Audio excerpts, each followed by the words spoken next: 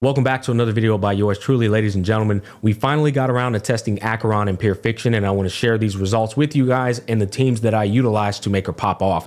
I remember I told y'all I didn't get a chance to test her in Pure Fiction, and when I looked at Pride One's tier list initially, my impression was A tier.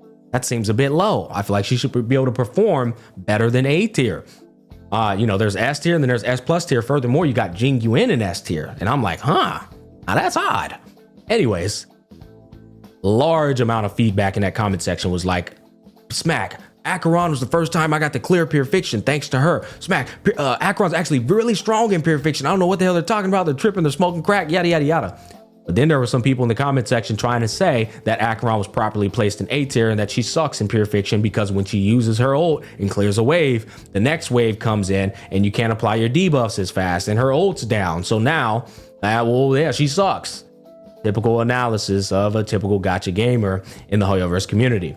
What I find funny about this is that that's clearly a problem, but it's a problem intentionally designed by Hoyoverse for you to solve. Case in point, Herta. Because Herta sucks at clearing elites, are you going to say that she sucks? Oh man, my Herta was doing good until I got into this elite and now she can't kill him, so she sucks.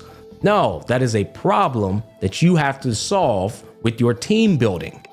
It doesn't make Herta trash, that makes you trash for the strategy that you designed around the character. You run an analysis on a character and you say, what are their strengths? What are their weaknesses? These are the weaknesses. Now I'm going to build a team that is going to eliminate those weaknesses. Now, if she still is underperforming or that character is underperforming, then yeah, they suck.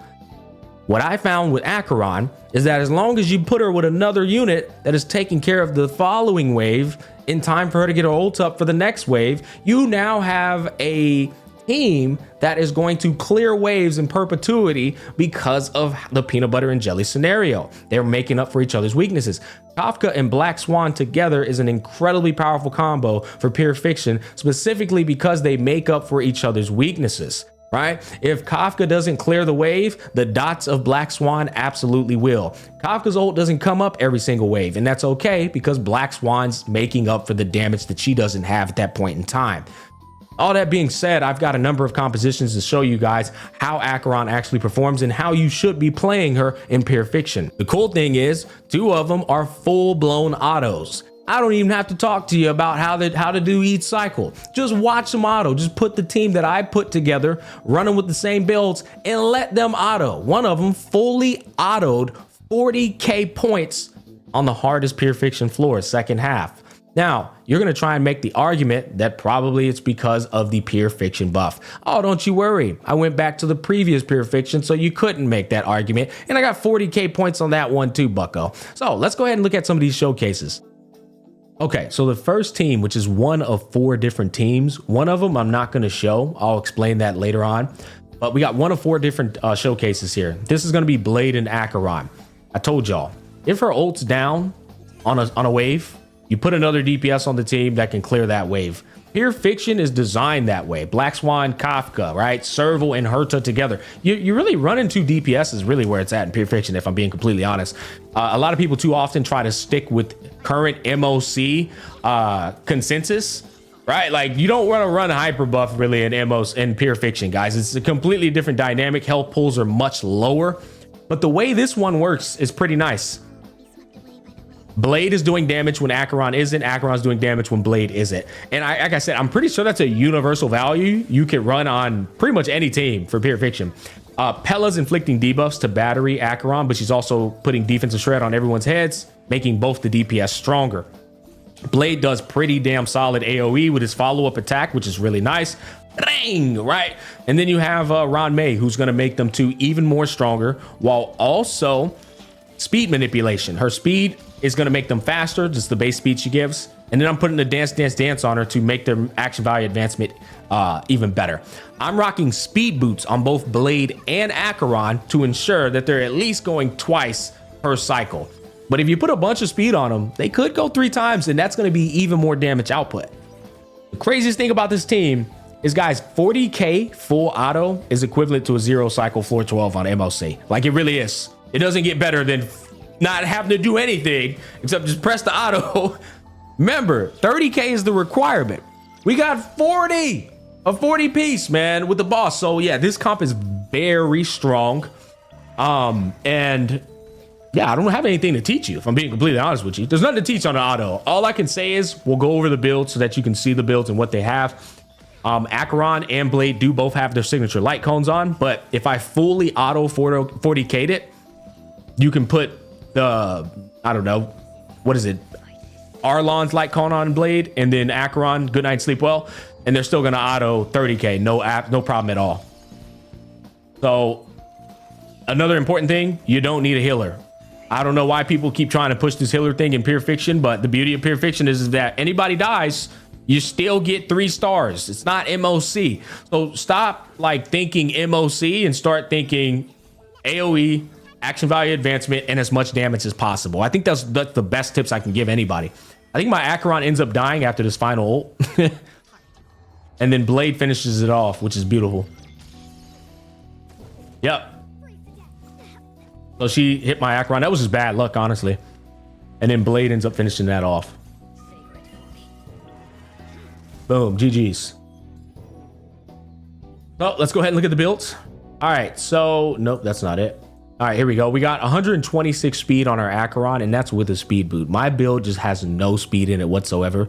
This is why I had to rock a speed boot on my Acheron, because she just has no speed in her boot. But thanks to Ron May, that 126 turns into 136 because of her base speed enhancement. Then with Dance Dance Dance, we get a little bit more action value advancement in there. It's actually, the more I think about it, it's actually unnecessary. So you don't really need Dance Dance Dance on this team because everybody's still going to go twice. So I didn't have to run that now that I think about it. It's only worth running DDD if you can go 3 times. And the reason I put it on Ron May is because of the buff I was using. Remember I told y'all that buff? If you use an ult with the character, they get advanced forward. So I was hoping with enough action value advancement, they'd still be able to go 3 times, but nah, it didn't work that way. Pella is, oh yeah, we go ahead and show all that off. Pella's rocking Resolution Shines as a Pearl. She's at 130 speed, and I put Crit Pella because I told y'all there's no reason to not run Crit Pella in Pure Fiction. There's literally no reason not to. You might as well and get as much damage as you can out of them. But Pella's just rocking like some arbitrary pieces that like provided a lot of crit. Blade, 128 speed. That's my Blade build. And he's E0. And then finally, that's my my Ron May. Oh wow, she wasn't even rocking. That's another thing I'm gonna make a Pure Fiction guide because there's some important things to talk about in Pure Fiction. It's a completely different dynamic, and building your characters is actually quite a bit different in terms of the 2-piece relic set that you put on them. Oh man, like dude, Von Whack is so strong in this because I told you action value advancement and turn manipulation is everything because of the finite cycles. But let's go ahead and go over to the next one. Okay, so this next one leaves no doubt on the table that Acheron performs well in Pure Fiction. This is the previous Pure Fiction. It's not tailored to Acheron. And I'm rocking a free-to-play team. Acheron does not rock her signature light cone. She's rocking Good Night Sleep Well. And we have the Fire Trailblazer with the good old Universal Trend, I think is what it's called. And it's only S1. So you just need a single copy of it. And you can get 40k. Yep, not 30k, the requirement to clear it. Nope, 40k, overkill. Yep. I don't know what else to tell. Now, I didn't auto this. I manualed it. But it doesn't matter. If I manual with a free-to-play comp, 40k, that's not an A tier unit. No doubt about it. What I did is I used the buff that says when you ult with Acheron, it turns her ult into a follow-up attack. Now with this one, because we're manualing, I do want to teach a little bit, right? Obviously, before you ult with Acheron, you want to make sure you're taking advantage of the Fire MC and more debuffs, right? So now she's got 3 stacks, then we pop ult. Basically, the name of the game is get as much debuffs applied to battery her, then you ult with her. Don't waste debuffs to battery her. And then this buff takes care of a lot of it, right? Because when she ults, it's so strong that that buff triggers every single time, right? The taunt counts as a inflict of a debuff, which is crazy. But yeah, like this is not even an MO or a Pure Fiction tailored to Acheron. And the same concept's the same, put as much debuffs as you can on their head. Taunt the hell out of them with the Fire MC so that you can get as many stacks, and then you just obliterate them with Acheron. I love that Acheron is immune to that. Didn't affect light work, no reaction on that energy recharge or decharge, should I say. But yeah, we're auto attacking. That was cool. We'll take it. Anytime they hit the fire MC, we get extra stacks towards Acheron's ult, which is nice. Pella, just try as much as you can to spam ult. Oh, here's a beautiful thing about Pella.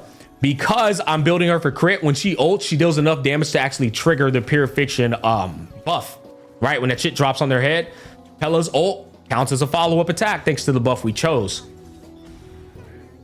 Acheron, this is why you gotta manual this shit, because if you auto it, the dumbass AI will ult one target with Acheron's ult, completely butchering your run, which is not a good thing. So you notice what we're doing right here is we're just making sure that we kill this dude manually instead of wasting Acheron's ult. Now, as soon as we go into this, notice the Acheron's, hold on, we got to go back there. That was important. Notice Acheron's technique is still activating. I told y'all, it activates on a fresh cycle every time. Bink, but there's a difference between a fresh cycle and then just versus like a single enemy coming in on a wave. And people tried to count that as a negative for Acheron. It's not a negative, man. It'd be insanely broken if she just activated that shit every single cycle. I think you guys pretty much get the gist on this one, though. You know what? We'll let it play through. That's okay. We'll let it play through. All I'm doing is micromanaging my debuffs, right? I'm trying to make sure that I'm putting as much debuffs on their heads. I'm trying to take advantage of the scenario, like making sure the fish die and then they put debuffs because those count as stacks as well.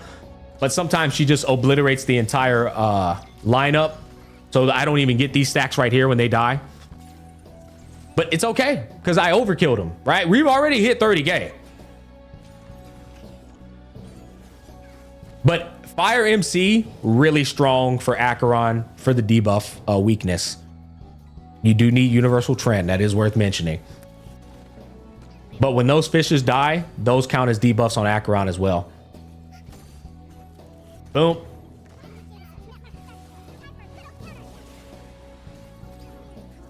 Yeah, so I'll tell you right now, if you're still like struggling with this one, choose Acheron with this team and choose the buff that says ults count as follow-up attacks. Because then you can ult with Fire MC, Pella, and Acheron, and all of them are going to count as follow-up attacks, and that it'll drop that fucking like ball on their head every time. Yep. And there you go. There's a 40K full auto from the previous Pure Fiction. We can go ahead and take a little gander at the builds real quick.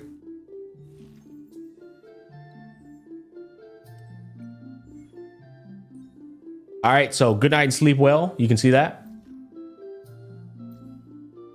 Yep, same build.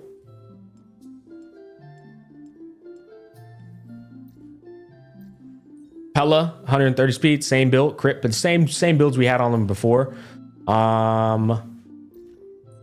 I'm trying to wait for it to get to the Fire MC. The Fire MC's rocking Universal Trend at S1. He does have on a speed boot. You do want him to go twice so you can get more stacks and more taunts. It's actually kind of broken that the Fire MC's taunt, like activating it, counts as a debuff. That shit is wild. Yeah, I was doing that to show you that I keep forgetting to change that. My Raw Mage should have like Sprightly Von Whack on actually. Yep. And he just needs a high effect hit rate. He's rocking an effect hit rate body. There you go. Yep, effect hit rate body. So just make sure that's literally to ensure that he's triggering the taunt. You want to guarantee that. You do not want to screw up him not triggering the taunt. And there you go. There's 2 of 4 teams. Now the final team that we're going to showcase, we didn't showcase one team because I knew the argument these nerds would make in order to not admit that they were wrong about their analysis of Acheron. But this is the final team, and this is important. This is very important. I'll show you why. Look up top. Nobody's weak. It doesn't even have a lightning as a recommendation. This is very important. So it doesn't have lightning as a recommendation, which means using Acheron on this team and it's still performing well is massive. It speaks volumes on just how universally valuable she is in Pure Fiction. Now, if you think that Herta is the sole reason of this run, you're a moron. because there's a lot of elites in this run that Herta can't get over on her own. And so having Acheron there to eliminate them and contribute to AoE makes this team an absolute banger. And it actually enabled my other half to just be Black Swan Kafka and do what Black Swan and Kafka do best. But we fully autoed this and got 35k points. Full auto. Another team where you don't even have to think. Just put the same team I put together with the same builds and click auto. Beautiful. And the way it works is simple. Herta spinning, clearing out trash mobs. Acheron ulting, clearing out trash mobs, triggering Herta's spin. It's beautiful. And then we got Pella and Rame as the supportive units doing what I've already told you their job is. Inflict debuffs, make them faster, and that's pretty much it. The rest is, you know, news. I will say too, I think there's one point during this run where Acheron ults like one target, which that's an auto problem, right? You can't do anything about that. But if I autoed it for 35k, that means you can manual it for 40k, 100%. Again, overkilling the minimum requirement to get 3 stars on pure fiction. That does not mean, I mean, that proves that Acheron is not an A tier unit. And if you're the type of moron to make the argument that Acheron needs Herta to make this performance, it's the most hypocritical shit I've ever heard of in my life. No unit in this game is soloing shit. It's just not happening, bro. Like, you need a team around them. Like Herta, I actually tried her by herself as a standalone. She couldn't even get the same result because she has to get rid of these damn elites, these beefy ass elites over here. So it's like, it's a dumb argument to think you don't run dual DPS comps, or like, oh, Acheron, the only reason she's doing good because you got the other DPS. No shit, Sherlock. You build a team around them to fix the weaknesses. It's the arguments people make sometimes are just so fucking cringe. It's insane, man. Especially considering that this is a full auto. But yeah, I think if you you manual this shit, you should be able to get you a pretty solid clear. I will say, if you run a healer in placement of Ron May, this team's performance is absolutely going to go down because the damage of Herta goes down big time. But as you can see, no sustainer is worth using in pure fiction, in my personal opinion. I think you're too used to the MOC format. Just put as much damage on the team as you can. And we run out of time, and as you saw, that was 34,380, so not quite 35, but still full auto. The final team, I told you I'm not going to showcase. I just wanted you guys to see it. I'll explain why I'm not going to showcase it. Let me find it real quick. Okay, so this is the other team. I fully autoed 40k points. We'll go ahead and prove it. The previous pure fiction, by the way, the previous one, not the current one, which makes it even more broken. Not only did I fully auto 40k, I fully autoed 40k with a whole ass turn left. Stand still. Yeah. A whole ass turn was left and I fully autoed it. But the reason I didn't showcase it is because I told you, these nerds, in order to not admit they were wrong, they're just going to say, well, you don't need Acheron on that team. You can just run Black Swan and Kafka. So Acheron's just overkill. I already knew they were going to make the argument, so I didn't showcase it. But another team that's incredibly strong with Acheron, you don't need Sparkle. You can do Ron Mate or Sparkle, right? Either or, whatever works for you. But this team is absolutely monstrous with Acheron on it, because Acheron's ulting, and then the next wave Kafka's ulting, and then the next wave Black Swan's ulting. And it's just an absolute like monstrous cop. You can use it on the current pure fictions as well. That's gonna wrap it up, you guys. Hopefully this brought some insight into how you can run Acheron on a number of different compositions. And yeah, that's gonna wrap things up. I think she belongs in the S tier bare minimum after this, by the way. S plus tier, debatably, honestly, because you can just throw her on so many different teams as that unit to just clear everything.